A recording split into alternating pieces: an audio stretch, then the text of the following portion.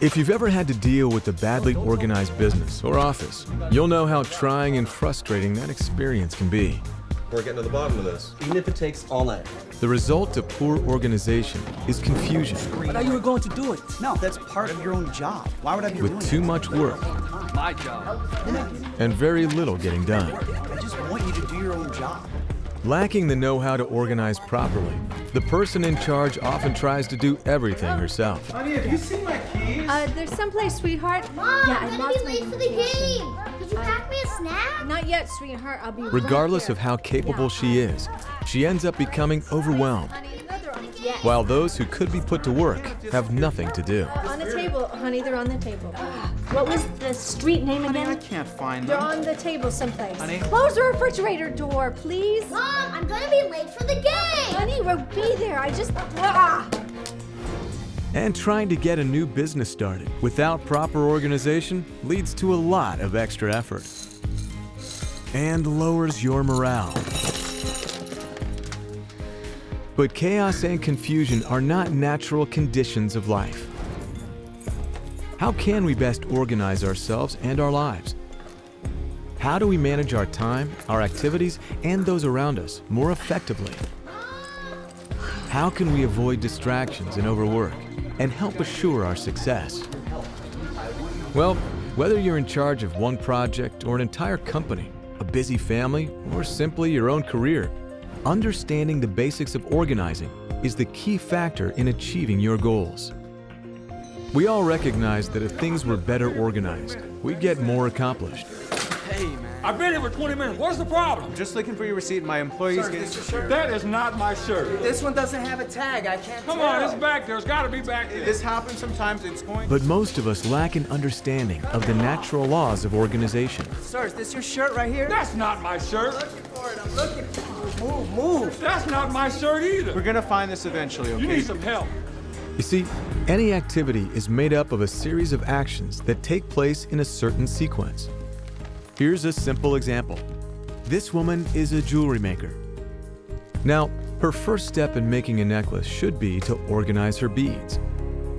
If she sorts her beads according to their color, she would find them much easier to work with. Once her materials are organized, she would string the beads into necklaces. But those finished necklaces aren't worth anything until they're sold, so her next step would be to package them. And finally, to take them to a local boutique and sell them to the store owner. I have everything you ordered. Perfect. Your necklaces are so popular. Here you go. Thank you so much. If we were to make a simple chart of the sequence of her actions, it might look like this: sorting, stringing, packaging, then selling. And in this example, the jewelry maker is the person in charge of all of the different actions, since she's the only employee in her company. As we've seen, this woman's product is jewelry. By product, we mean something that is completed, that can be exchanged for another valuable, such as money. A product can be the thing that you're selling, or it could be a service you provide. L200, how may I assist you? A product can be exchanged with people outside of your organization, There you go. Bye.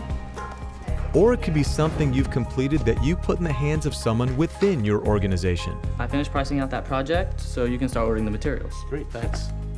Every position in an organization has a product. And all of the products from all of those positions should add up to a final product that can be exchanged.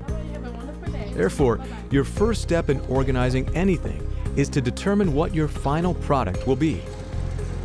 Once you know what your final product is, you simply have to work backwards, in sequence, to establish the earlier products, which all in a row add up to the final product. For example, what does it take to create this cupcake?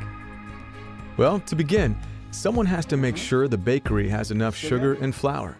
Flour tomorrow afternoon? So the product of the purchaser's job is purchased and delivered ingredients. Hey, I got 2 bags of sugar for you. And great. could you please sign right here? Now, to make the cupcakes, the baker's assistant first prepares and measures the ingredients, and then mixes them together.